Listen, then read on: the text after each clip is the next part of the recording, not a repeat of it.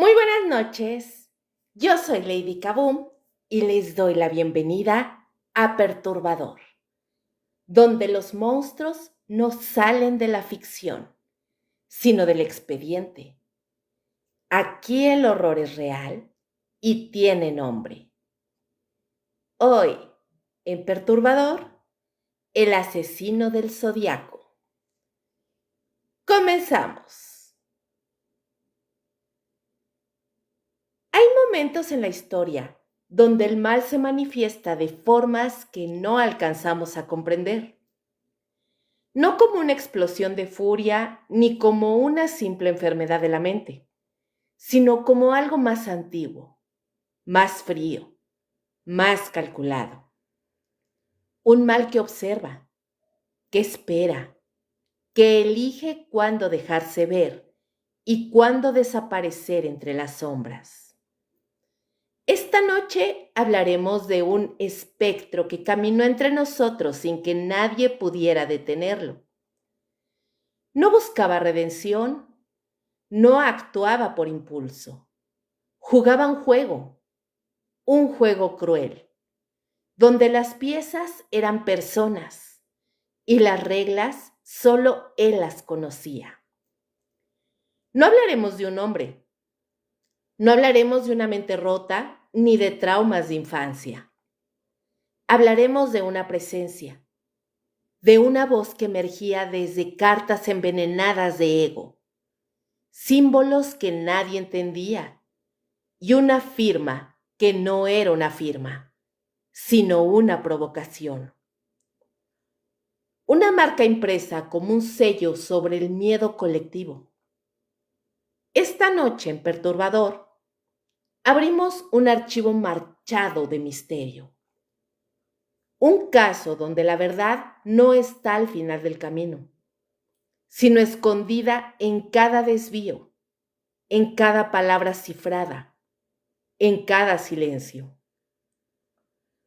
Quédate conmigo, porque si alguna vez el terror tuvo rostro, fue el rostro que nadie pudo ver. Y si alguna vez la muerte escribió cartas, fueron estas. Bienvenidos a Perturbador. Están a punto de entrar en la mente de alguien que nunca salió de la oscuridad. ¿Tú crees que conoces el miedo? El verdadero miedo no grita, no corre, no sangra. El verdadero miedo es paciente. Se sienta contigo, te estudia. Nadie se imagina lo fácil que es desaparecer entre la gente. ¿Cómo uno puede vestirse como todos? Hablar como todos. Fingir que siente como todos. Y sin embargo, por dentro, ser otra cosa. Yo no era impulsivo. No actuaba por rabia ni por necesidad. Yo elegía. Cada paso era una decisión. Cada palabra escrita, una trampa. La policía jugaba al ajedrez. Yo ya había derribado al rey. Me llamaron asesino, pero eso es solo una parte. Soy más que eso. Soy la certeza de que el orden es una ilusión, que ningún sistema puede contener el caos si éste decide ponerse de pie. Me convertí en símbolo, porque los nombres mueren, los rostros se olvidan, pero un símbolo permanece.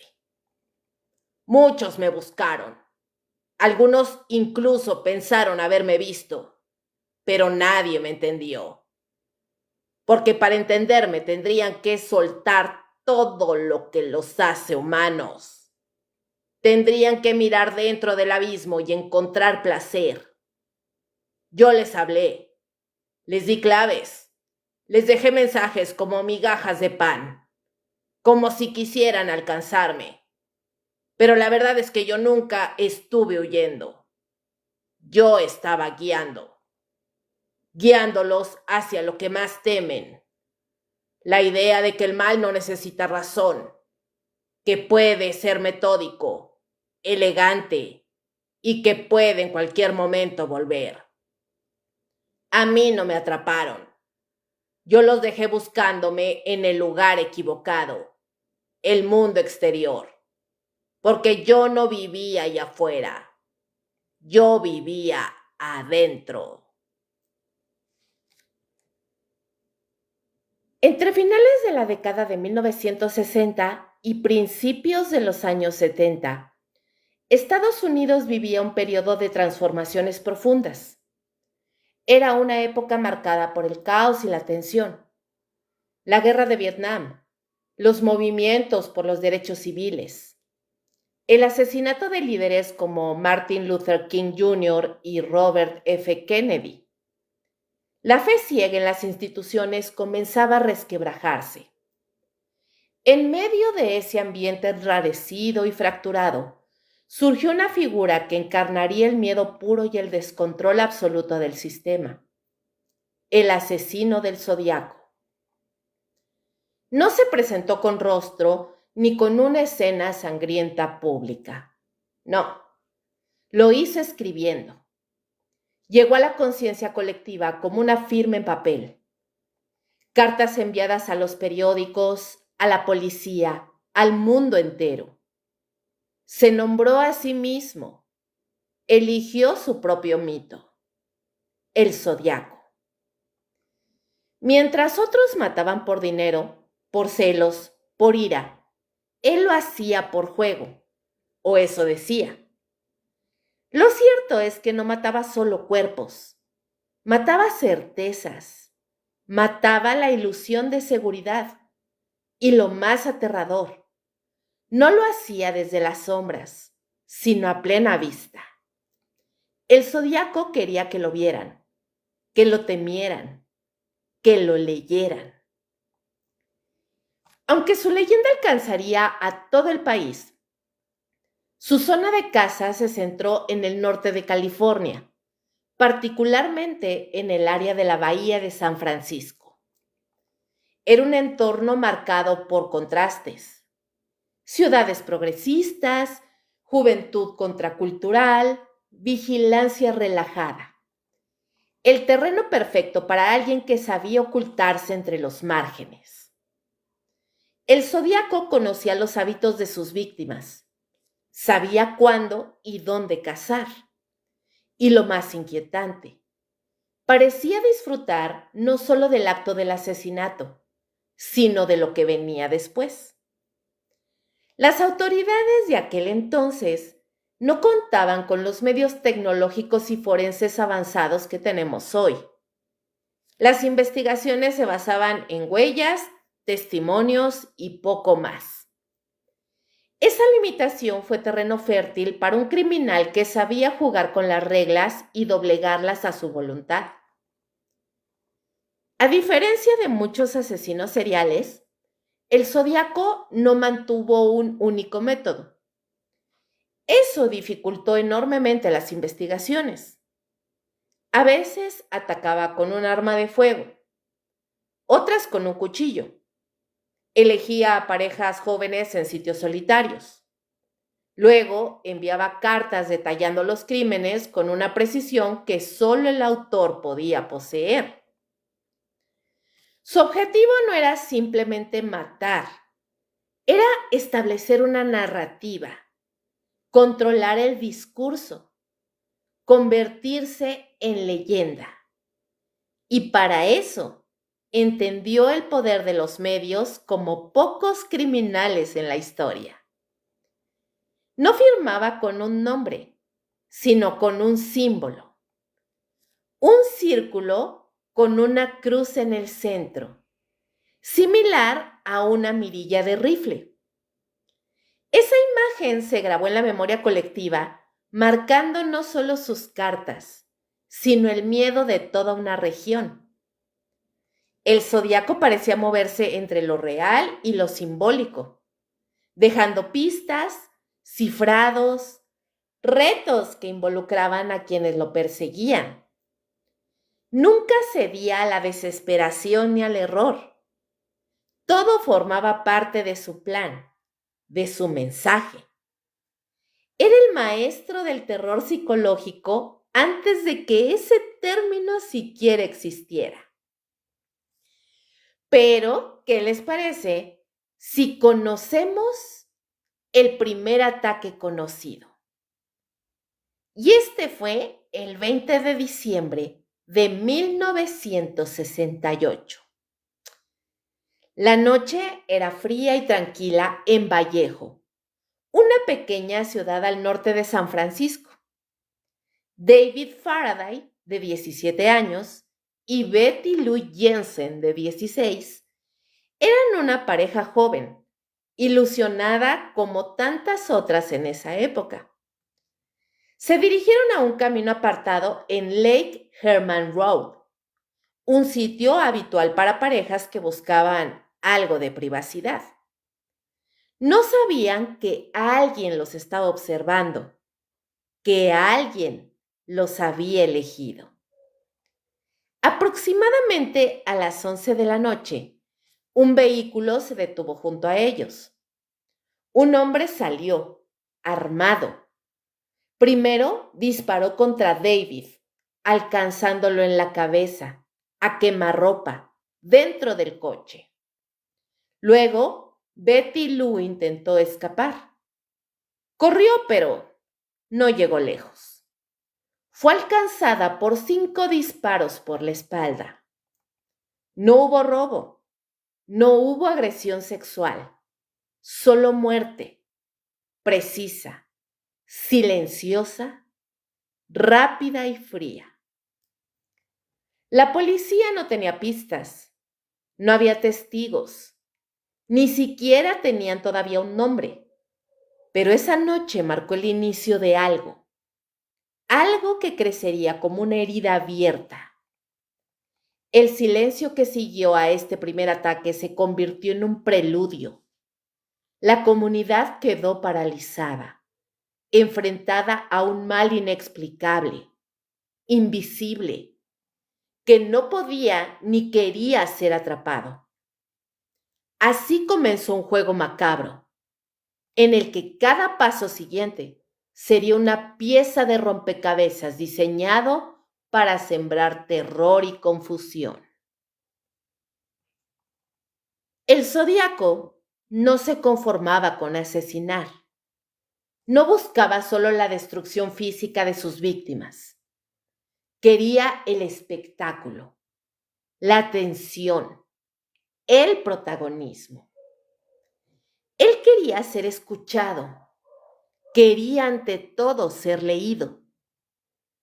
Poco después de su primer ataque confirmado, el 1 de agosto de 1969, llegaron los primeros sobres a las redacciones de 3 periódicos del norte de California: The San Francisco Examiner, The San Francisco Chronicle y The Vallejo Times Herald. Cada carta incluía una confesión del crimen y un fragmento de un mensaje cifrado, redactado en un código que parecía sacado de un juego oscuro de inteligencia. Firmaba como The Zodiac, el zodiaco, nombre que él mismo adoptó y convirtió en un símbolo. Pero no usaba su nombre real, ni dejaba huellas claras. Su ego estaba atado a su anonimato. La figura que construía era más poderosa que cualquier identidad verdadera. Las cartas estaban llenas de desprecio por las autoridades, con amenazas dirigidas a la prensa y a la policía. Pero lo más perturbador eran sus palabras dirigidas al público. Pedía que sus códigos fueran publicados en portada y advertía que si no lo hacían, más morirían. Y aquí les voy a narrar o a dramatizar un poquito acerca de la carta del 1 de agosto de 1969. Les voy a relatar qué es lo que decía y cómo lo decía. Este es el zodiaco hablando. Soy yo quien mató a los dos adolescentes en la noche de Navidad cerca del lago Herman Road hace 7 meses. Para probarlo, adjunto aquí un código secreto que contiene mi identidad. Si no lo publican en la primera plana, empezaré a matar al azar hasta que tenga una docena de víctimas. Los códigos eran Z408. Los 3 periódicos recibieron partes diferentes del mismo criptograma. Un mensaje cifrado por 408 caracteres y fue denominado Z408. Cada sección contenía líneas de símbolos que combinaban letras, círculos, triángulos, signos astrológicos y formas inventadas. El zodiaco afirmaba que el mensaje revelaba su identidad.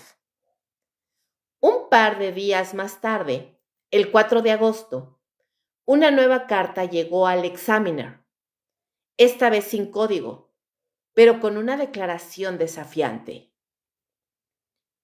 Querido editor, esta es la voz del zodiaco. En respuesta a su petición de más detalles, el hombre al que disparé estaba sentado en el asiento del conductor con la cabeza hacia abajo sobre la bocina.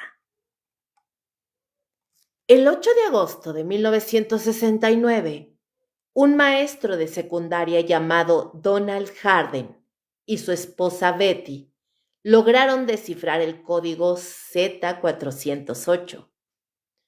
Lo que encontraron no fue un nombre, mucho menos el del asesino, como éste supuestamente había prometido.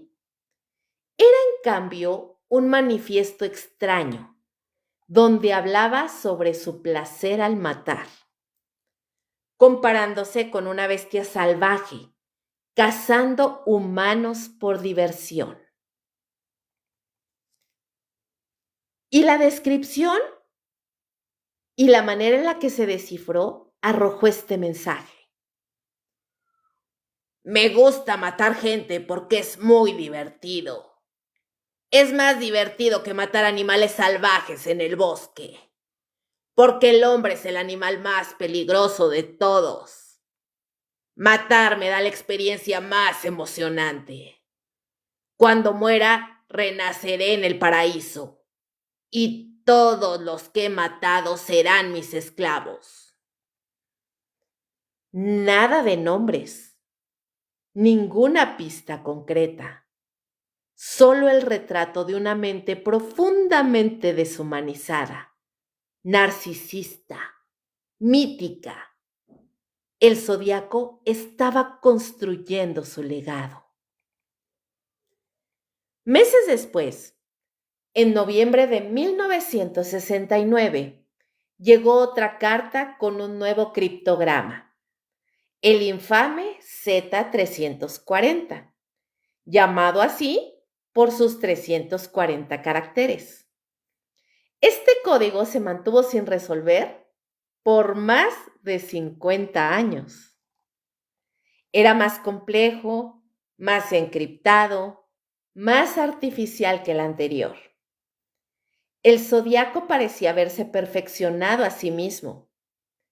Esta vez usó patrones más irregulares, desplazamientos más intrincados y un diseño visual caótico que dificultaba cualquier análisis lineal. Durante décadas, criptógrafos, detectives, expertos de inteligencia y aficionados intentaron sin éxito desenredarlo. Algunos aseguraban que el mensaje no tenía sentido, que era un engaño. Otros decían que contenía un secreto, que si se revelaba, destruiría la narrativa.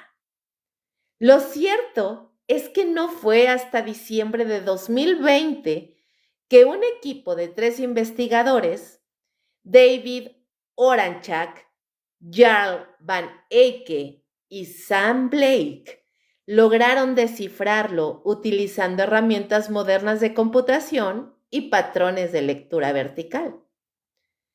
El mensaje, aunque desconcertante, no contenía un nombre. Decía: espero que se estén divirtiendo mucho tratando de atraparme. No era yo en el programa de televisión. No tengo miedo de la cámara de gas porque me enviará al paraíso más pronto.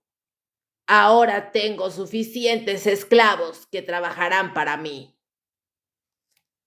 Otra vez la imagen de poder fantasmal, de una especie de divinidad invertida.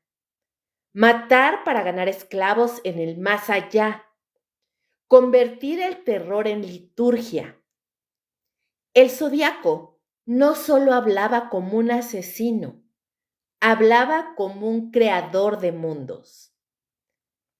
Lo que hacía al zodiaco tan diferente no era su habilidad para matar, era su capacidad para manipular la narrativa, para controlar el miedo desde el papel. Convertía cada carta en un ritual, cada símbolo en un acertijo, cada palabra en un hilo que enredaba más a sus perseguidores. Y lo sabía. Su narcisismo no estaba escondido, lo celebraba, se burlaba de los detectives, corregía los errores de los periódicos, exigía atención constante. Era un director de orquesta invisible y los cuerpos en las calles eran solo una parte de la sinfonía.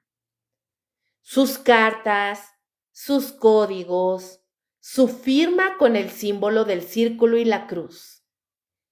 Todo formaba un lenguaje paralelo, uno que solo él hablaba con fluidez, uno que medio siglo después sigue dejando preguntas sin respuestas. ¿Quién escribe para ser temido? ¿Quién crea acertijos con sangre como tinta? ¿Y por qué seguimos escuchando, aunque nunca revele su nombre? Porque en cada línea, en cada símbolo, en cada silencio sigue hablando y sigue ganando. Aunque el zodiaco llegó a atribuirse hasta 37 asesinatos, la policía solo ha confirmado 5 víctimas fatales directamente relacionadas con él. El número exacto hasta hoy sigue envuelto en misterio, en sus cartas. Él mismo insinuaba haber matado más personas de las que el público sabía. Incluso se burlaba de los detectives, diciendo que jamás podrían probar su verdadero alcance. Estas son las 5 víctimas confirmadas del asesino del zodiaco.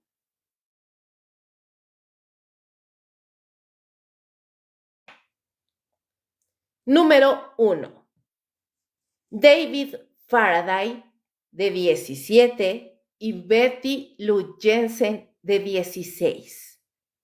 Esto sucedió el 20 de diciembre de 1968 y es el episodio que ya les conté al principio como el primer asesinato conocido del zodiaco.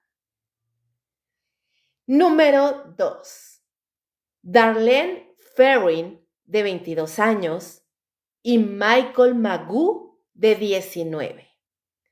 Esto ocurrió el 4 de julio de 1969 y cabe aclarar que Michael sobrevivió. Y les platico la historia. La noche del 4 de julio de 1969, las celebraciones del Día de la Independencia recorrían todo Estados Unidos. En las calles, los fuegos artificiales estallaban como estrellitas de colores sobre los techos de los suburbios. Familias enteras se reunían para celebrar con comida, música y patriotismo. Pero en Vallejo, California, mientras el cielo se iluminaba con detalles festivos, un nuevo infierno se preparaba en las sombras. Aquel viernes por la noche, Darlene Elizabeth Ferrin, de 22 años, y Michael Renault Magoo, de 19, habían salido juntos en el coche de ella, un Corvair 1963 de color marrón claro. La joven era camarera en el Terry's Waffle Shop y conocida por su simpatía, belleza y carisma.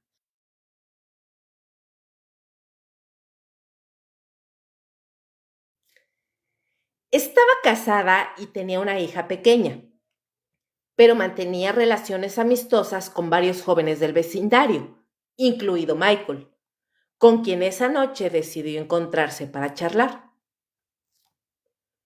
Después de dar un par de vueltas por la ciudad, los dos estacionaron el coche en un sitio apartado, poco iluminado, conocido como el estacionamiento del Blue Rock Spring Park, un lugar discreto donde muchas parejas solían ir a tener privacidad.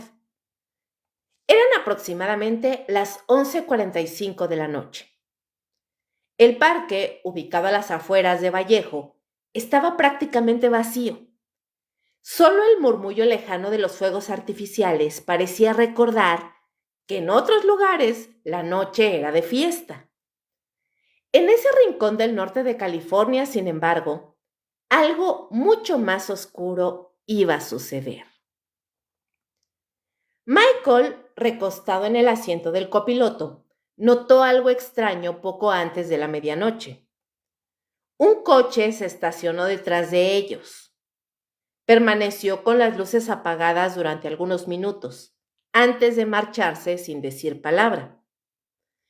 Ambos pensaron que era una patrulla de la policía ahuyentando a jóvenes en busca de intimidad. Pero 10 minutos después, el mismo coche, según Michael, regresó y se estacionó detrás nuevamente. Eran las 12:10 de la madrugada, ya entrando el 5 de julio. Esta vez, un hombre descendió del vehículo y se aproximó a pie, dirigiéndose hacia el lado del conductor. Llevaba una linterna en la mano y un arma. No dijo una palabra. Sin previo aviso, disparó 5 veces contra los jóvenes a quemarropa. Michael recibió un disparo en la cara, el cuello y el pecho. Cayó hacia el suelo, tambaleándose entre convulsiones y sangre. Darlene fue alcanzada por múltiples balas.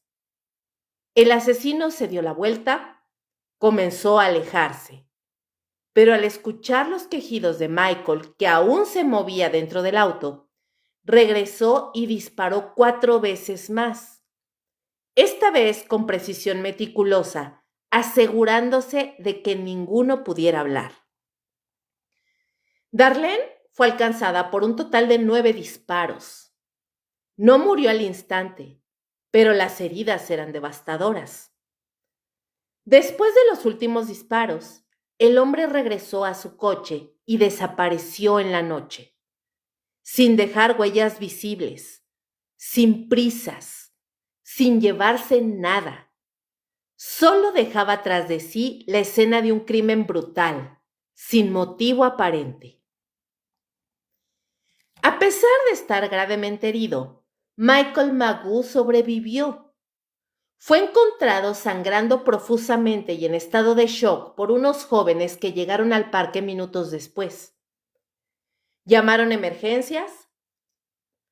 La policía y los paramédicos acudieron al lugar y los 2 jóvenes fueron llevados de urgencia al Kaiser Foundation Hospital. Darlene Ferrin murió poco después de llegar. Tenía 22 años. Michael Magoo, tras una cirugía de urgencia, logró estabilizarse. Durante los interrogatorios, aún débil y aturdido, Michael fue capaz de describir parcialmente al atacante. Dijo que era un hombre blanco, de contextura robusta, de aproximadamente unos 75 metros de altura, con cabello corto y oscuro, entre 25 y 30 años, y que llevaba ropa oscura. No pudo ver bien el rostro. La linterna del atacante lo cegó justo antes de que comenzaran los disparos.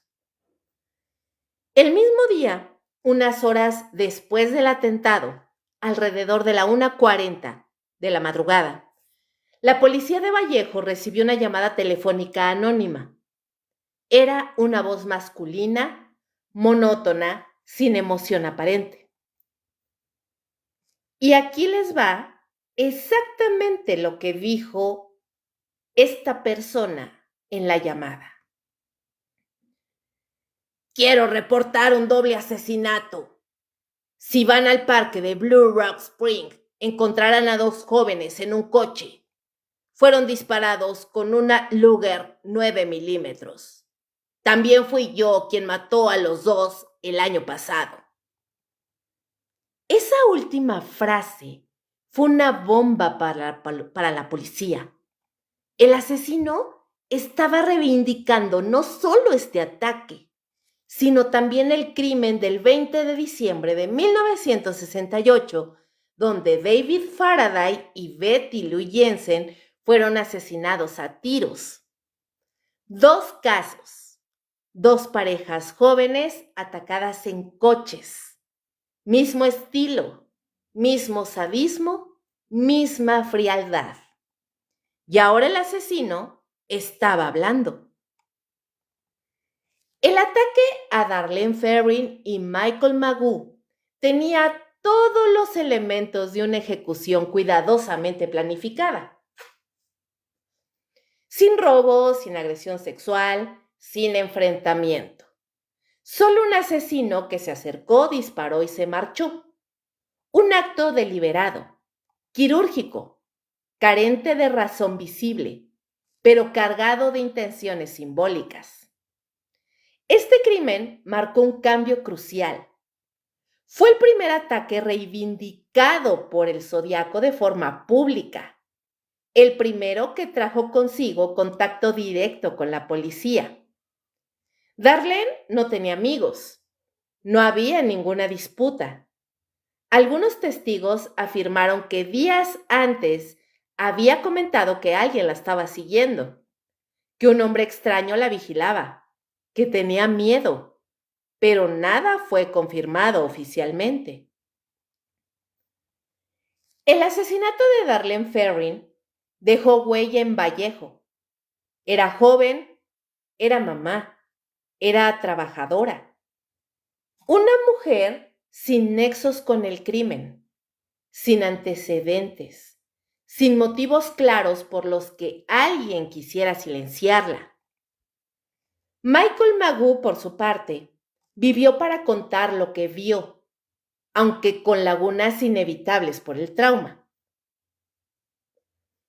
Este crimen no solo fortaleció la identidad del Zodiaco, sino que lo convirtió en un personaje temido.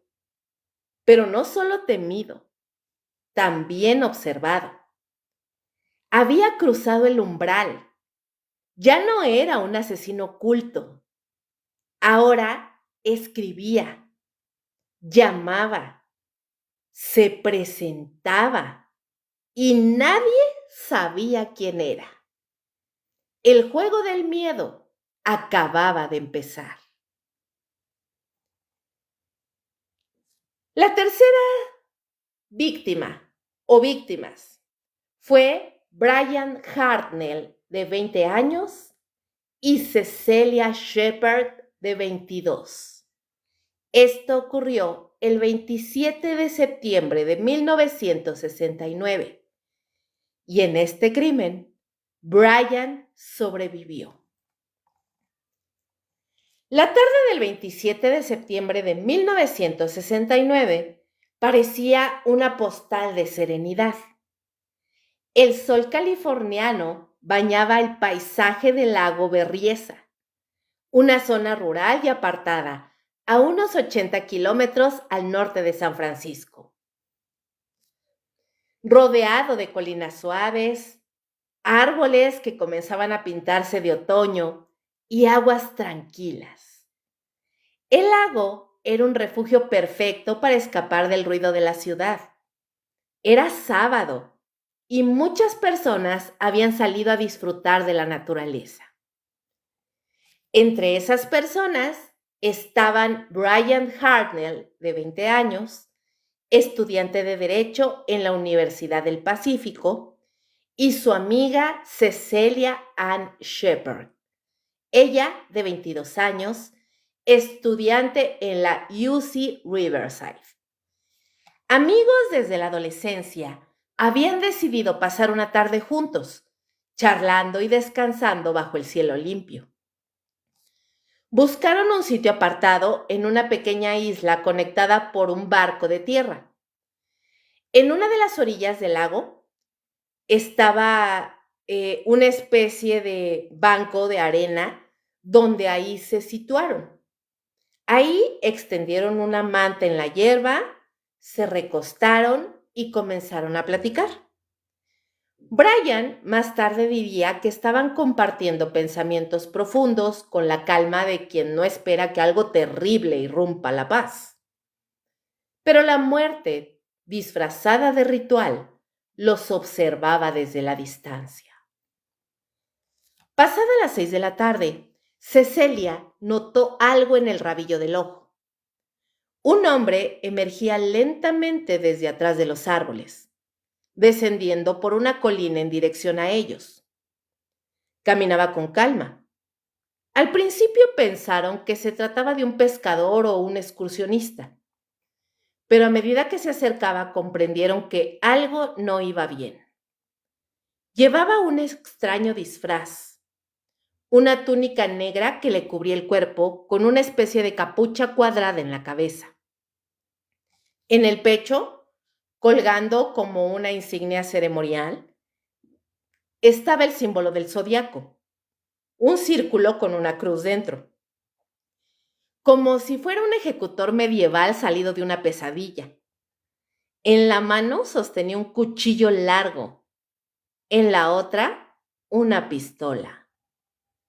Brian Hartnell, creyendo que era un asalto, intentó calmar la situación.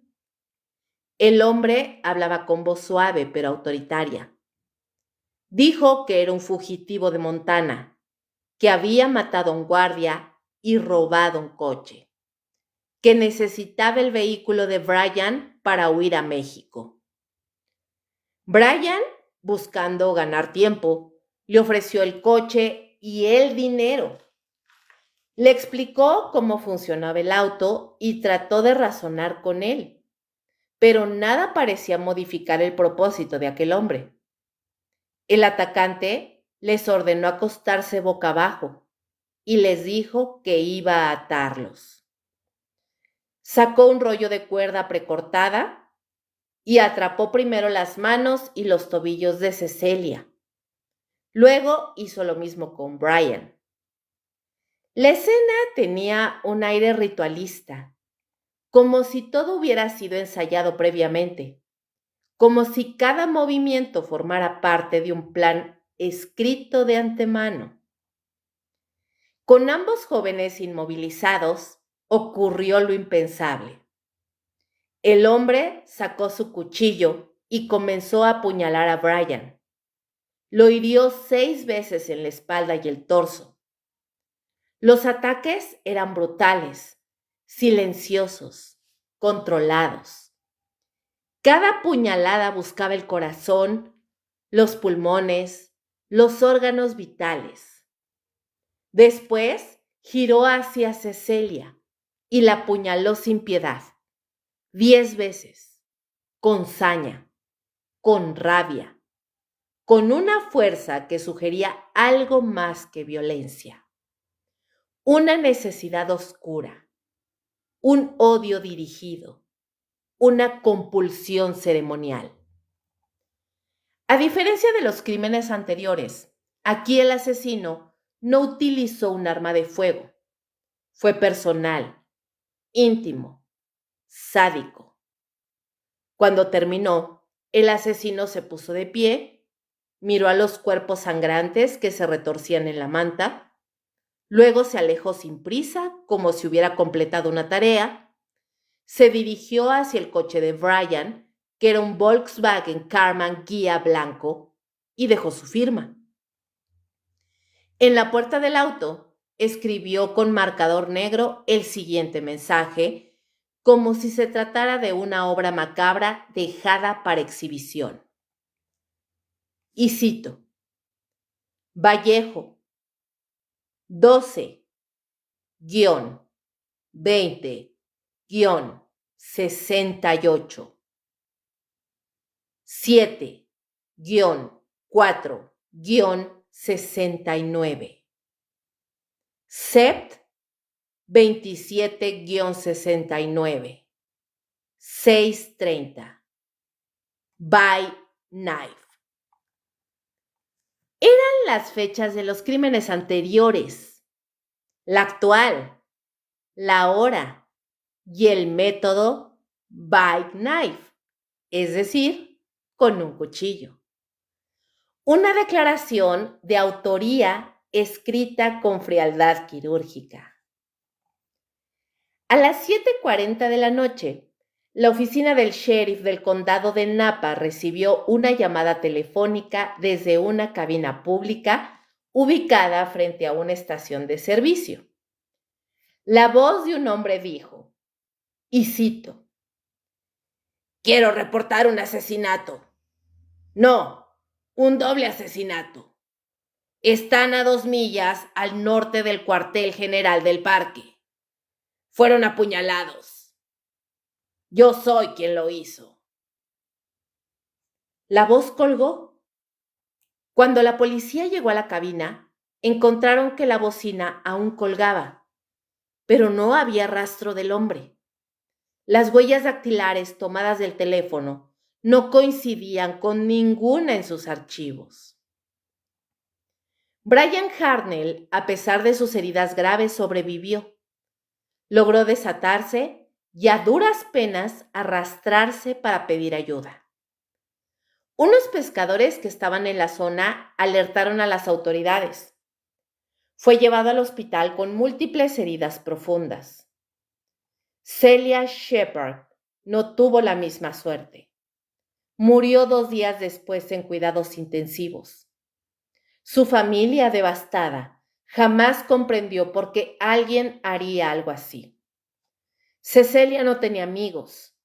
Solo había ido a pasar una tarde tranquila junto a Brian. Este crimen fue distinto, no solo por la cercanía física del ataque, sino por la teatralidad del asesino. El disfraz, el símbolo, la ceremonia, el uso del cuchillo. Todo sugería que el zodiaco estaba evolucionando. Ya no le bastaba con matar. Quería dejar una impresión. Quería protagonismo. Quería ritual. Fue este caso el que convirtió al zodiaco en una leyenda del terror. Ya no era un asesino oculto entre las sombras. Ahora aparecía, se disfrazaba, hablaba, jugaba con sus víctimas y firmaba sus actos como si fueran una obra de arte siniestra. Cuarta víctima, Paul Stine, 29 años, y esto sucedió el 11 de octubre de 1969. El único crimen ocurrido dentro de un área urbana. El reloj marcaba las 9:55 de la noche. Un sábado aparentemente ordinario en la ciudad de San Francisco, donde el bullicio urbano disfrazaba el peligro que se cosía en la penumbra. El barrio de Presidio Heights, una zona residencial de clase alta, dormía bajo la falsa seguridad de su aparente tranquilidad. Las calles estaban silenciosas, las ventanas apagadas. El aire era fresco, con el aroma habitual del Pacífico colándose entre los árboles. En esa atmósfera de aparente normalidad, Paul Stein, un taxista de 29 años, padre de familia y estudiante universitario, hacía su turno nocturno al volante de su taxi, Checker Cab. Era un hombre trabajador, serio, que tomaba turnos extra para cubrir sus estudios. Nada en su rostro, en su voz o en su pasado anunciaba que aquella noche sería la última. A las 9:45 de la noche, recibió una llamada por radio. Debía recoger a un pasajero en el cruce de Mason y Gary Streets, en el distrito de Union Square, y llevarlo hasta la intersección de Washington y Cherry Street en Presidio Heights. Nada fuera de lo común, un traslado nada más. Paul recogió a su pasajero, un hombre blanco de aproximadamente unos 75 metros, cabello corto, lentes gruesos, con una chaqueta oscura. Nada que levantara sospechas. Testigos más tarde confirmarían que el hombre subió con calma y que incluso hubo un leve intercambio de palabras al iniciar el trayecto. Lo que Paul no sabía, lo que nadie sabía, era que estaba conduciendo al asesino más elusivo de la historia moderna. El Zodiaco había abandonado los parajes rurales. Ahora estaba en la ciudad. Y esta vez su crimen sería directo, brutal y escandalosamente desafiante. Al llegar a la esquina de Washington y Cherry, el taxi se detuvo frente al número 3898, que era básicamente una residencia de 3 pisos. El barrio estaba silencioso. Algunas luces de porche seguían encendidas, pero no había tránsito. Eran ya las 9:55 de la noche. En ese momento, sin previo aviso, el pasajero sacó una pistola y disparó directamente en la parte trasera de la cabeza de Paul Stein, a quemarropa. El taxista murió instantáneamente, el cuerpo inclinado hacia un costado, aún sujeto al cinturón de seguridad. El asesino, con pasmosa sangre fría, descendió del vehículo y rodeó la parte delantera del taxi. Abrió la puerta del conductor. Acto seguido, limpió cuidadosamente superficies del auto y revisó el cuerpo de Paul. Robó la billetera, las llaves del vehículo y arrancó un pedazo de la camisa del taxista. Sí, lo cortó con un cuchillo. Se llevó el pedazo de camisa como trofeo, como prueba, como un mensaje, su firma. Todo esto ocurrió en menos de un minuto. Un crimen quirúrgico, rápido, sin errores visibles. Pero lo que hizo que este crimen se volviera aún más perturbador fue que 3 adolescentes lo vieron todo desde una ventana del segundo piso. La casa estaba justo frente a la escena. Llamaron al 911 mientras el crimen estaba en curso. Cuando los jóvenes alertaron a la policía, describieron al asesino como un hombre blanco, adulto, de complexión promedio. Pero por razones aún no del todo claras, el despacho policial transmitió mala descripción. Sujeto negro, aproximadamente 20 a 30 años, 1,80 de altura. Minutos después, 2 oficiales, Donald Falk y Eric Selms, patrullaban la zona, en la esquina de Jackson y Maple, a solo 3 cuadras de la escena. Vieron a un hombre blanco caminando tranquilamente con una chaqueta oscura y gafas. No lo detuvieron. no coincidía con la descripción que habían recibido por radio. Ese hombre, como más tarde se supo, era casi con seguridad el asesino del Zodiaco. Había asesinado a sangre fría, se había limpiado las manos con la camisa ensangrentada de la víctima y caminaba como si nada, deslizándose entre patrullas, testigos y viviendas dormidas. El monstruo había estado al alcance de la mano y se fue caminando. 3 días después, el 14 de octubre de 1969, el San Francisco Chronicle recibió otra carta del Zodiaco. Esta vez adjuntaba un fragmento de la camisa ensangrentada de Paul Stine, una confirmación directa de que él había cometido el asesinato. La carta decía, con su habitual mezcla de burla, amenaza y delirio: esto es el Zodiac hablando. Yo soy el asesino del taxista de San Francisco. La policía nunca me atrapará porque he estado demasiado inteligente para ellos. Estoy metido en su ciudad, caminando entre ustedes. Este asesinato marcó un punto de inflexión. Ya no se trataba de parejas jóvenes en autos. Ya no se escondía en la penumbra del bosque. El Zodiaco había evolucionado hacia un depredador urbano. Había traspasado el umbral del espacio público.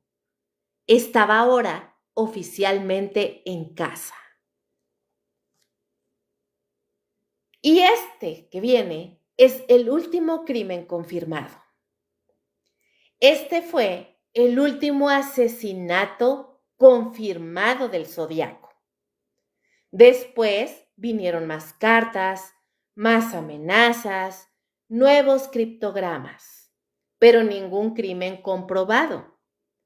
Los investigadores se enfrentaban a un asesino que mataba por notoriedad, jugaba con la prensa, desafiaba a la policía y se desvanecía como humo entre las sombras. Lo más aterrador no era solo lo que hacía, sino la absoluta calma con la que lo hacía, como si el crimen no fuera un acto impulsivo, sino un protocolo, un guión, un ritual repetido con la seguridad de quien sabe que no será atrapado.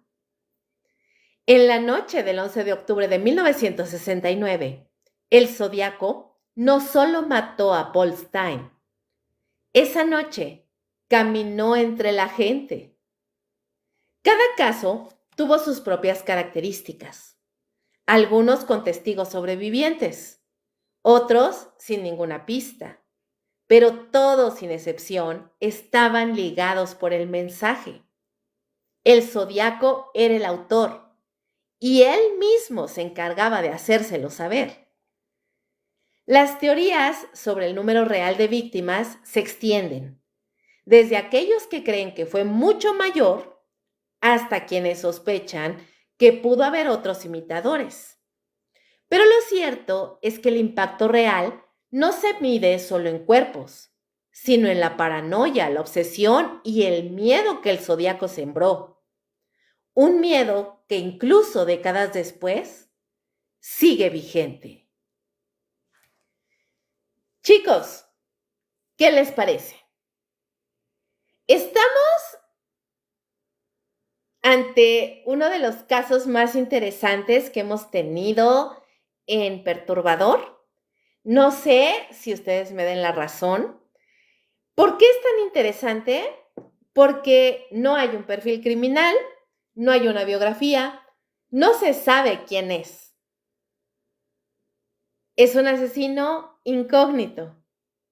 Es un crimen no resuelto. Y eso es la parte más interesante. Esta parte de los crímenes sin resolver son de los crímenes que más me llaman la atención, que más me gustan, porque son intrigantes, porque son misteriosos, porque siempre nos provocan la tentación de estar elucubrando acerca de quién es, por qué, cómo, cuándo, dónde estará en este momento. Me gustaría que en los comentarios me den sus teorías, qué es lo que piensan, qué es lo que sienten acerca de este caso criminal no resuelto. Muy buenas noches, José Luis, ¿cómo estás? Hola, Joseph, muy buenas noches, bienvenido. Lugo, muy buenas noches, bienvenido. Arael, buenas noches. José Roberto, muy buenas noches. Jerónimo, Sergio Baruch. Muy buenas noches, chicos. Muchísimas gracias por estar en este programa. Cuéntenme en los comentarios qué les está pareciendo. Está interesante. Este caso los tiene al filo de su asiento. Y les recuerdo que tenemos estrellitas disponibles para que me apoyen en este proyecto. Y ahora sí, vámonos directo a la casa interminable del Zodiaco. Desde el primer crimen confirmado en 1968, las autoridades locales del norte de California se enfrentaron a una pesadilla de dimensiones insólitas. Un asesino que no solo mataba al azar, sino que parecía disfrutar del juego. Dejaba mensajes cifrados y dominaba los medios de comunicación como un director de orquesta perverso. Uno de los aspectos más problemáticos fue la dispersión geográfica de los crímenes. El Zodiaco atacó en condados distintos: Solana, Napa, San Francisco, lo que implicaba que cada crimen estaba bajo la jurisdicción de una agencia diferente. Departamento de la Policía de Vallejo, Departamento del Sheriff del Condado de Napa, Departamento de Policía de San Francisco y más adelante el FBI. Cada fuerza investigaba por su cuenta, sin una base de datos compartida y con rivalidades territoriales por si fuera poco. Esta falta de coordinación permitió que pistas claves se perdieran, testigos fueran entrevistados varias veces sin coherencia y se ignoraran conexiones entre eventos. No fue hasta décadas después que se intentó consolidar todo en un solo archivo digitalizado, pero el daño ya estaba hecho. La policía recurrió desde temprano al apoyo del FBI y expertos en perfiles psicológicos. Aunque las cartas estaban cargadas de arrogancia, simbolismo y sarcasmo, los investigadores trataban de leer entre líneas. Algunas de las conclusiones del perfil criminal fueron que era un hombre blanco, de entre 25 y 45 años, esto en 1969. Inteligente, organizado, con posibles conocimientos en criptografía, astrología, literatura y armas de fuego, con una necesidad narcisista de atención y validación pública, posiblemente veterano de guerra o con entrenamiento militar, probable trastorno antisocial o narcisista, pero capaz de mantener una fachada de normalidad. Sin embargo, el perfil criminal era demasiado general para dirigir la investigación a un solo individuo. Miles de hombres en California coincidían en aspectos clave. Y aquí les van los principales sospechosos que hubo durante la investigación. El primer principal sospechoso, que fue el número 1, por supuesto, fue Arthur Leigh Allen. Y este fue el sospechoso más investigado. Él era un exprofesor despedido por conducta inapropiada con menores.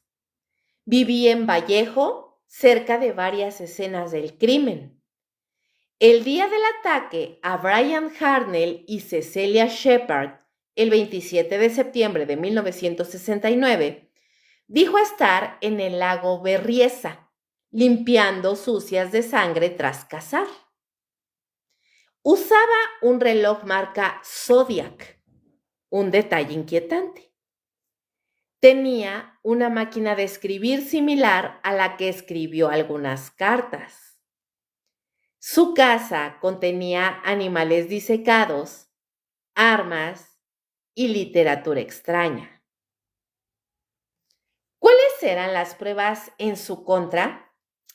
Bueno, Michael Magoo, el sobreviviente del 4 de julio de 1969, lo identificó fotográficamente como su agresor.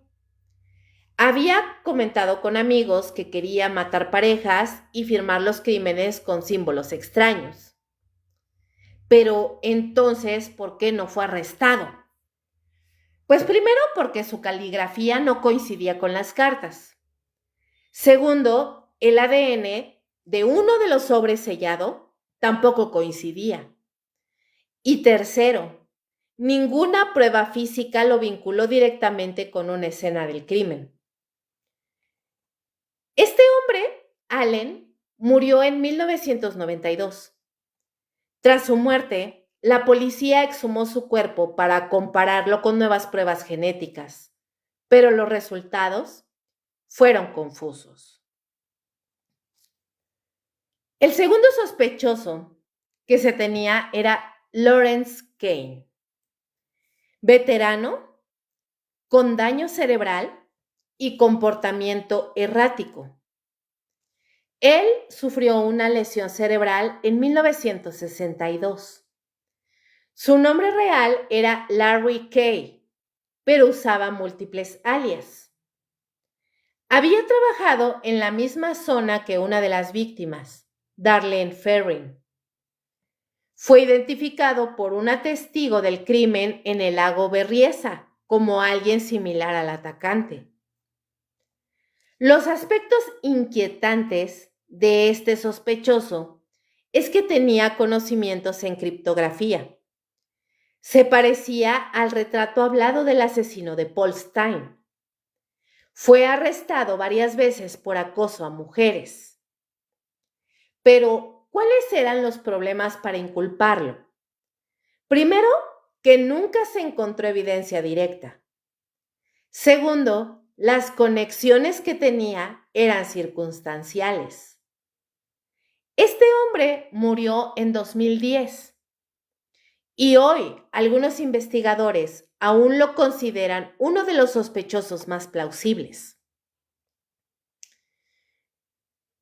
El tercer sospechoso con el que se contaba en ese momento era Richard Gaikowski. Él era editor de un periódico underground. Trabajó en San Francisco durante los asesinatos. El nombre Gaik aparece oculto en algunos criptogramas. Se parecía físicamente al retrato hablado. Un ex colega lo denunció por haberle hablado obsesivamente del caso del Zodiaco. Las pruebas en su contra es que se le atribuyen coincidencias con fechas y palabras claves en los códigos, pero nunca fue investigado formalmente por todas las policías. Y segundo, no existía ninguna prueba física. Este hombre murió en 2004 sin enfrentar ningún cargo. El siguiente sospechoso de estos crímenes era Gary Francis Post, el zodiaco de los case breakers. Y es que en 2021, un grupo de exagentes del FBI y periodistas conocido como The Case Breakers declaró haber resuelto el caso. Acusaron a Gary Francis Post, veterano de la Fuerza Aérea, fallecido en 2018. Alegaban que tenía cicatrices en la frente que coincidían con el retrato, que su nombre podía usarse como clave para resolver parte de los criptogramas, que tenía una pistola antigua que podría haber sido usada en uno de los asesinatos. Pero ninguna de las policías implicadas lo reconoció como sospechoso oficial.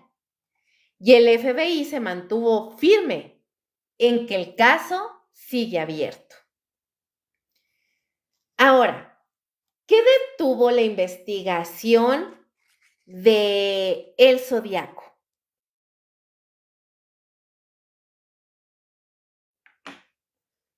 Primero, la pérdida y contaminación de evidencia. Segundo, los conflictos de la jurisdicción, porque como les digo, varias policías estaban implicadas. Tercero, cambios en los investigadores a lo largo de los años. Cuarto, la habilidad del Zodiaco para desaparecer después de 1974 sin dejar ningún rastro. ¿Y el ADN? Bueno, con el auge de las pruebas genéticas y genealogía forense, muchos casos fríos se han resuelto. Sin embargo, en el caso del Zodiaco, el ADN obtenido de cartas no era confiable ni completo. Segundo, las cartas podrían haber sido manipuladas por empleados postales o fans. Tercero, aún no se ha generado un perfil genético que pueda cotejarse de forma concluyente. La mente detrás del crimen, el personaje detrás del monstruo y la sombra que nunca fue capturada. Y es que pocas figuras en la historia criminal han alcanzado el nivel de misterio, fascinación y terror como lo hizo el Zodiaco. No solo por sus crímenes crudos, brutales y muchas veces sin motivo aparente, sino por la forma en que los transformó en espectáculo, en comunicación, en símbolo. Fue un asesino, sí, pero también fue algo más. Fue su propio narrador, su propio publicista, su propio mito. El Zodiaco no solo mataba, se aseguraba de que todos supieran que él había sido y de que hablaran de él. No dejó que los periódicos lo apodaran como ellos quisieran, como pasa con la mayoría de los asesinos en serie. No, él eligió su propio nombre, su propio símbolo, que era el círculo con una cruz, sus propias reglas. Construyó una identidad desde las sombras. Lo más aterrador del Zodiaco no fue solo lo que hizo, sino cómo lo presentó al mundo. Desde el principio sus cartas estuvieron cargadas de una voz inflada de superioridad, como si observara desde arriba a la policía, a los periodistas, a las víctimas, a la sociedad entera. Firmaba como el Zodiaco y en sus primeras cartas ya se refería a sus asesinatos como si fueran parte de un gran plan. Me divierte matar gente porque es más divertido que matar animales salvajes en el bosque, porque el hombre es el animal más peligroso de todos. He matado a 10 personas hasta ahora. La policía nunca me atrapará. Me río de ustedes. Nunca sabrán quién soy. Su tono desafiante, calculado, teatral. Sabía que los medios no podían resistirse a una historia como la suya. Sabía que en cuanto un diario imprimiera una de sus cartas, el país entero voltearía a verlo. Y eso es exactamente lo que hizo. Obligó a los periódicos a publicar sus palabras bajo amenaza de muerte. Quería control y lo consiguió. La prensa lo alimentó, la policía lo persiguió y el público lo temió y lo convirtió en un monstruo legendario. El Zodiaco sabía que estaba operando en la época dorada del periodismo impreso. Los periódicos tenían el poder de construir o destruir imágenes y él los usó como su vitrina. Enviaba cartas cifradas con códigos imposibles, enigmáticos, que prometían revelar su identidad, su filosofía, sus motivaciones, pero que nunca lo hacían del todo. El juego era ese: mostrar solo lo suficiente para intrigar, pero jamás tanto como para permitir que lo atraparan.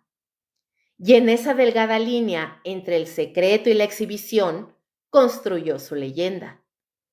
Mientras la policía batallaba con su frustración, la sociedad se sumía en una mezcla de horror y curiosidad. Los noticieros, los programas radiales, los editoriales, todos hablaban de él.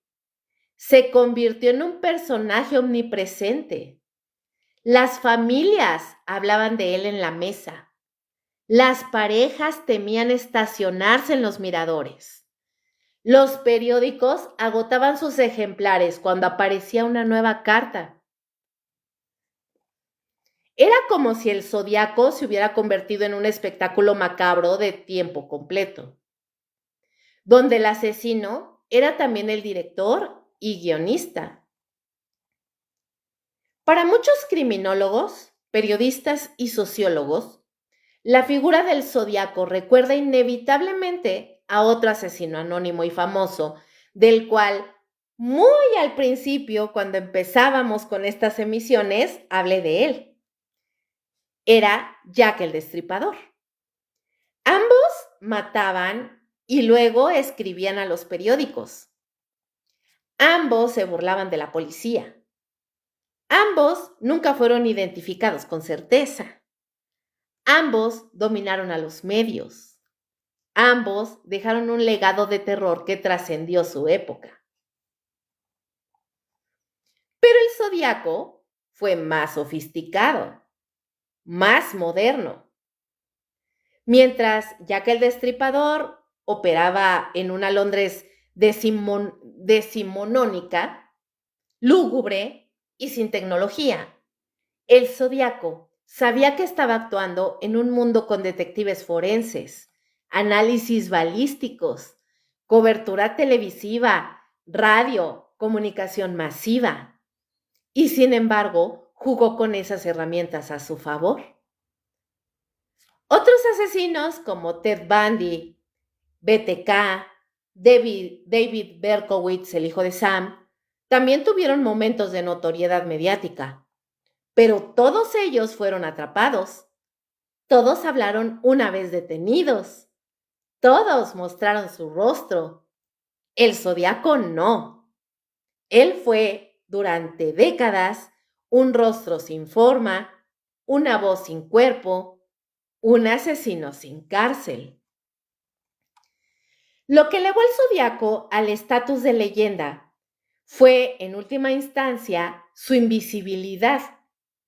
El hecho de que nunca lo atraparan, que nadie supiera con certeza si estaba vivo, muerto, mirando las noticias o simplemente riéndose desde la distancia. Convirtió su figura en una sombra omnipresente. Esa incertidumbre lo volvió eterno. Las teorías florecieron. ¿Era un veterano de guerra? ¿Un matemático? ¿Un policía? ¿Un enfermo mental brillante? ¿Un grupo de personas? El Zodiaco se convirtió en una entidad más allá del ser humano, una idea, un arquetipo. El asesino que camina entre nosotros, que podría ser tu vecino, tu maestro, tu doctor. Y así mientras sus crímenes cesaban, su figura crecía. Libros, documentales, películas, investigaciones privadas. El zodiaco fue y sigue siendo un agujero negro de obsesión para miles de personas en todo el mundo. No hay retrato hablado que le haga justicia. No hay prisión que lo contenga. No hay tumba que lo silencie. Porque el zodiaco, ese nombre, ese símbolo, esa voz burlona, ya no pertenece a la historia criminal de Estados Unidos. Pertenece al mito. Y recuerden, los mitos nunca mueren. ¡Wow, chicos! ¡Uy! ¡Qué increíble caso! O sea, no saben cómo me encanta este caso. Sin lugar a dudas, está dentro de mi top de tops. Es, sin duda, el mejor caso que les he traído hasta el momento para mí. Díganmelo en los comentarios, ustedes, ¿cuál es el caso que más les ha impactado desde que tenemos estas emisiones? Pero para mí se lleva las palmas, los aplausos por mucho, mucho. Son muchas las razones por las cuales este es de los mejores casos que les he traído. Víctor dice, el caso creo se había cerrado en 2007 y reabierto en el 2013. Si mal no recuerdo, hace poco el FBI había confirmado que Gary Francis Post fue el asesino del Zodiaco. Pues ya lo teníamos anteriormente mencionado, Vic. A final de cuentas, ¿cómo saberlo? ¿Cómo comprobarlo? O sea, a mí sí me queda un poco de dudas. O sea, ok, ya lo identificaron, pero a final de cuentas nunca lo atraparon.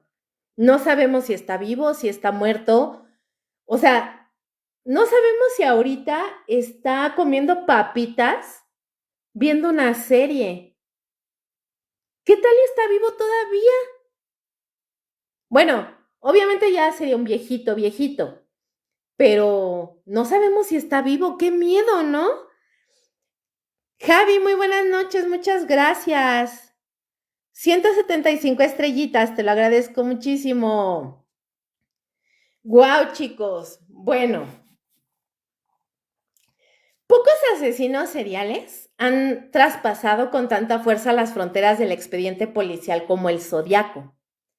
Su legado no está solo en los crímenes, sino en cómo supo controlar la narrativa, imponiéndose como, pues, un personaje de ficción que jugaba a ser real. No bastaba con matar, necesitaba ser temido, leído y descifrado. Su verdadera arma no fue la pistola ni el cuchillo, fue el lenguaje. Una de las expresiones más impactantes del legado cultural del Zodiaco fue la película Zodiac. Esta se estrenó en 2007, dirigida por David Fincher. Un filme casi obsesivo en su precisión documental, basada en los libros de Robert Graysmith, que era un caricaturista de San Francisco Chronicle, que se convirtió en investigador amateur del caso. La cinta no solo reconstruye los hechos, sino que transmite la angustia de lo inconcluso, del rompecabezas eterno. Fincher en esta película no glorifica al asesino, al contrario, muestra cómo destruye vidas sin necesidad de estar presente físicamente. La película es un descenso a la locura que provoca el no saber, la imposibilidad de cerrar un ciclo, de capturar al culpable. Se convierte así en una metáfora del desconcierto social y del desgaste emocional que deja un crimen y un criminal que permanece libre. La cinta fue aclamada por la crítica, se volvió prácticamente una obra de culto y reactivó el interés mundial por el caso. A partir de ella, nuevos investigadores independientes se lanzaron a revisar las pruebas con tecnologías modernas. Mucho antes del cine, el zodiaco pues ya era objeto de estudio, especulación y obsesión. El periodista Robert Graysmith escribió 2 libros fundamentales. El primero en 1986, titulado Zodiac, y el segundo en 2002, titulado Zodiac Unmasked. Estos textos ayudaron a consolidar la narrativa del zodiaco como un fantasma criminal, alguien demasiado inteligente como para ser atrapado. Graysmith llegó a señalar directamente a Arthur Leigh Allen como el asesino, alimentando teorías y dividiendo a los investigadores. Además de sus obras, el zodiaco ha aparecido en cientos de ensayos, novelas, cómics, tesis y podcasts, convirtiéndose en un símbolo arquetípico del asesino imposible de cazar, una especie de Moby Dick del crimen real. El zodiaco ha sido representado directa o indirectamente en múltiples cómics, novelas gráficas y series animadas. Su iconografía, el círculo con la cruz, las cartas cifradas, la capucha con el símbolo, su tono arrogante, lo convierten en material perfecto para un villano moderno. Fíjense bien, en Batman, muchos villanos como el Acertijo o el Zodiaco en versiones no oficiales están claramente inspiradas en él. En la película Watchmen de Alan Moore, se aborda el dilema moral de un vigilante que mata para imponer un orden global, aludiendo tangencialmente a la lógica del terror mediático. Por otra parte, en el universo de American Horror Story, la serie que ha hecho referencias al zodiaco como parte del panteón de asesinos históricos. Su figura también ha aparecido en videojuegos, merchandising, foros y subculturas digitales que oscilan entre la investigación legítima y el fetichismo criminal. Y antes de él, hubo otros asesinos que también jugaron con la prensa, como ya les digo, Jack el Destripador en Londres, en un Londres victoriano, básicamente. También envió cartas, también fue un misterio irresuelto, pero el Zodíaco lo modernizó, aprovechó los medios masivos, el lenguaje cifrado y la cultura del miedo televisado.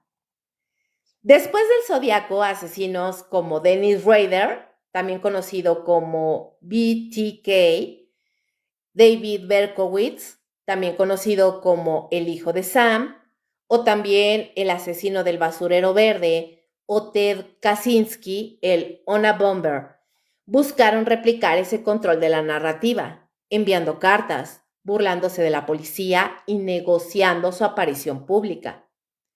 Todos a su modo eran herederos del modelo zodíaco, el asesino como figura narrativa y pública. Pero, ¿podría existir hoy un nuevo asesino del zodiaco? En la era digital, la respuesta parece a la vez sí y a la vez no. ¿Por qué sí? Bueno, las redes sociales permiten viralizar mensajes en segundos. Plataformas como Reddit, YouTube, TikTok pueden difundir una teoría, un enigma o una amenaza a millones de personas en segundos. Existen criminales que ya han intentado captar atención global por estos medios. Pero, ¿por qué no? Número 1, la vigilancia digital, los algoritmos de rastreo, las cámaras públicas y privadas, el análisis forense de ADN y las herramientas de inteligencia artificial harían casi imposible que alguien opere durante años sin dejar huellas. Segundo, los sellos de saliva en cartas serían analizados genéticamente en minutos. Tercero, la actividad en foros y dispositivos conectados sería trazada casi de inmediato. Aún así, la narrativa del zodiaco podría adaptarse, no en cartas físicas, sino en correos electrónicos, cifrados, mensajes encriptados en la dark web o videos con metadatos alterados. Hoy el misterio no sería solo quién mata, sino quién controla la información en una red globalizada. El Zodíaco fue más que un asesino. Fue un hacker del sistema informativo de su época. Supo manipular la verdad, sembrar el caos y convertirse en un ícono duradero de la cultura del crimen. Su impacto no está solo en lo que hizo, sino en lo que representó, el nacimiento del asesino como personaje. Y en un mundo donde la narrativa es poder, el Zodíaco fue uno de sus más oscuros precursores. Hay algo en el misterio que es más eterno que la verdad. El tiempo, ese juez implacable que todo lo consume, no ha podido desvanecer del todo la sombra del Zodíaco. Décadas han pasado desde que su última carta llegó a una redacción, desde que la última pista concreta fue rastreada, desde que el miedo paralizaba a los habitantes del norte de California. Y sin embargo, su presencia persiste como una herida mal cerrada en la memoria colectiva. El Zodíaco no fue atrapado, no fue juzgado, ni condenado. Y aunque algunos nombres han surgido con insistente recurrencia en los archivos, el rostro definitivo del asesino sigue oculto tras un velo de signos, cifras y máscaras. Ni las huellas, ni el ADN, ni los testigos sobrevivientes han podido ofrecer una certeza irrefutable. En un mundo acostumbrado a respuestas, el caso del Zodíaco sigue siendo una grieta insondable en la lógica policial. Pero el paso del tiempo no solo ha dejado impunidad, también ha sembrado algo más perverso: la mitificación del asesino. Hoy el asesino es más que un criminal, es un símbolo. Es la figura del asesino en la penumbra, del genio malévolo, del manipulador invisible que hizo de la prensa su escenario y de la sociedad su público. Su firma no era solo un símbolo dibujado en tinta negra, sino una declaración de poder sobre el discurso público, sobre el miedo compartido. En algún momento, los ciudadanos dejaron de preguntarse si serían víctimas y comenzaron a preguntarse si podrían descifrarlo. El Zodíaco no solo aterrorizó, transformó el terror en acertijo, y en esa transformación logró algo que muy pocos asesinos han conseguido: sobrevivir no solo en el expediente judicial, sino en la literatura, en el cine y en la especulación infinita. Cada tanto surge una nueva pista, una nueva tecnología, un nuevo nombre. Las redes hierven con teorías. Los foros se llenan de hipótesis. Los analistas juegan con algoritmos y reconstrucciones faciales. Pero hasta ahora, la última palabra sigue perteneciendo al silencio. Un silencio que no absuelve, pero que tampoco condena. Un silencio que deja al asesino en un limbo sin rostro. Y a nosotros, sus observadores, atrapados en el mismo juego del que él fue el maestro. Y quizás eso era exactamente lo que él buscaba desde el principio: ser eterno. Porque hay crímenes que se resuelven, otros que se olvidan, pero hay pocos que se convierten en ecos. Ecos que rebotan en cada generación, que se renuevan con cada intento de respuesta, con cada criptograma que se rompe y cada carta que se descifra. El asesino del Zodiaco no solo mató personas, infectó a la mente colectiva con la posibilidad de que el mal pueda ser inteligente, que la justicia puede ser burlada con estilo, con símbolos, con frases cuidadosamente redactadas. Y en eso quizás reside su legado más inquietante. La verdadera victoria del Zodiaco no fue evadir la ley, fue sobrevivir en la mente de todos nosotros. Y así, chicos, entre sombras, silencios y preguntas sin respuestas, cerramos esta emisión de Perturbador. Hoy hemos caminado juntos por los senderos más oscuros de la mente humana. Hemos escuchado la voz de un asesino que convirtió el crimen en espectáculo, el terror en juego y su anonimato en leyenda. Pero cuando apaguen la luz, cierren los ojos esta noche, recuerden esto. El Zodiaco nunca fue atrapado, nunca pagó por sus crímenes. Podría estar muerto, o quizá no. Tal vez fue un hombre, tal vez fue muchos, tal vez alguna vez te cruzaste con él, tal vez todavía lo haces. En este mundo hay misterios que duermen, otros simplemente esperan ser encontrados. Los invito a seguir el hilo del terror y lo inexplicable mañana a las 10 en punto de la noche, hora de México, en la hora macabra, en vivo por Facebook Live. Y les recuerdo que este capítulo estará disponible en mi canal de YouTube, donde me pueden encontrar como Kaboom Podcast. Síganme, por favor, y formen parte de esta comunidad siniestra. Estoy muy contenta. Y si quieren escuchar leyendas, cuentos cortos de terror y más, ya saben que pueden entrar a mi canal de WhatsApp, donde también me encuentran como Kaboom. Todos estos enlaces, el enlace al YouTube está fijo en mi página del Facebook y el del WhatsApp en mis datos de perfil. Ahí pueden encontrar ambos links directos para que disfruten de todo el contenido que tengo para ustedes. Y de verdad, muchas gracias por acompañarme en esta emisión de Perturbador. Nos escuchamos mañana a las 10 de la noche, hora de México, en la hora macabra, en vivo por Facebook Live. Muy buenas noches y como siempre les digo, dulces pesadillas. ¡Chao, chao!